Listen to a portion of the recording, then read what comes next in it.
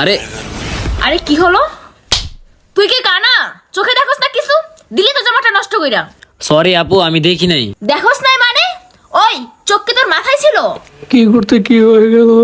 তুই জানিস এই জামাটার দাম কত? এই জামাটা বিক্রি করলে তোর মতো ছেলে 2 বার কেনা যাবে। আরে ম্যাডাম, আমি বুঝতে পারি না যে আপনার গায়ে লেগে যাবে। এই জামাটার দাম 40,000 টাকা। দেখি তোর কাছে কয় টাকা আছে, পকেটে কয় টাকা আছে।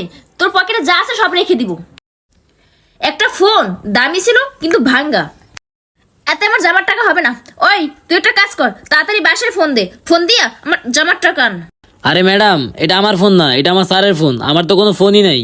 ফোন নাই মানে? ওই কি বলতেছস? আর যাই হোক, তোর ফোন আছে কিনা সেটা আমি জানতে চাই না। তুই যেভাবে হোক আমার জামার টাকা ম্যানেজ কর। তুই তো স্যারকে ফোন দে।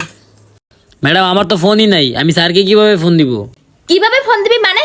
তোর হাতে ফোন আছে না, ওইটা দিয়ে ফোন দে।